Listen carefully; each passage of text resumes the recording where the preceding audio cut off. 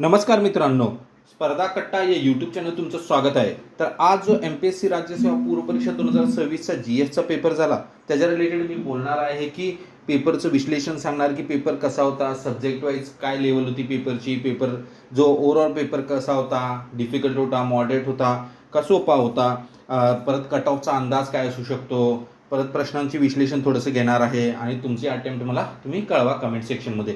तर detail video आहे की राज्यसेवेचा जो GSचा पेपर होता तो कसा होता. तर हा व्हिडिओ पूर्ण बघा, अजिबात स्किप करू नका. तर या व्हिडिओमध्ये डिटेल माहिती सांगणार आहे मी. तर तुम्ही जर ओव्हरऑल राज्यसेवेचा आजचा जो पेपर बघितला 2026चा, तर ओव्हरऑल पेपर जर बघितला तर मॉडरेट टू डिफिकल्ट लेवलचा पेपर होता. म्हणजे थोडे प्रश्न हे डिफिकल्टच होते आणि थोडे होते ते मॉडरेट होते, इझी लेवलचा पेपर नव्हता. तर सब्जेक्ट वाईज जर बघितलं तर तुम्ही हिस्ट्री हे डिफिकल्ट लेवलचं होतं, UPSC लेवलचं यावेळी हिस्ट्री विचारण्यात आलेलं होतं पेपरला. त्यानंतर हिस्ट्रीचे अराउंड 15 क्वेश्चन्स आले होते, जिओग्राफीचे अराउंड 14 ते 15 क्वेश्चन्स होते, पॉलिटी ही अराउंड 13 ते 15च्या आसपास क्वेश्चन्स होते, इकॉनॉमी ही 15 क्वेश्चन होते, सायन्स 20 क्वेश्चन्स होते, इन्व्हायरमेंट 4 to 5 क्वेश्चन होते आणि करंट अफेअर 15 क्वेश्चन होते. ओव्हरऑल जर आपण बघितलं तर हिस्ट्री टफ होतं, हिस्ट्री यावेळी UPSC लेवलचं विचारण्यात आलेलं होतं. तर त्यामुळे ओव्हरऑल जो क्वेश्चन पेपर होता तो मॉडरेट टू डिफिकल्ट लेवलचा होता.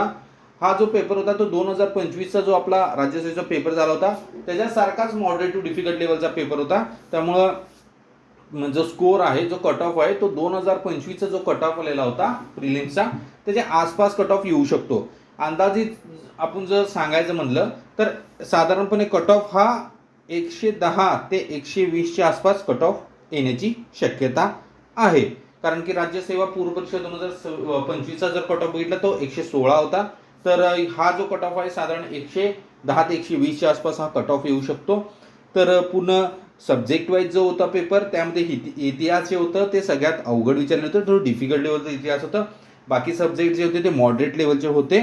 तर राज्यसेवेने तुमचा जो ट्रेंडचा आहे पहिल्यापासूनचे क्वेश्चन पेपर जे आहेत तुम्ही जर विश्लेषण केलं तर तुम्हाला अंदाज येईलच की राज्यसेवा पूर्व परीक्षेचे जे क्वेश्चन पेपर असतात त्यामध्ये एखादा सब्जेक्ट हे भरपूर डिफिकल्ट असतो, तर बाकी सब्जेक्ट सडन मॉडरेट असतात, एखादा सब्जेक्ट इझी असतो.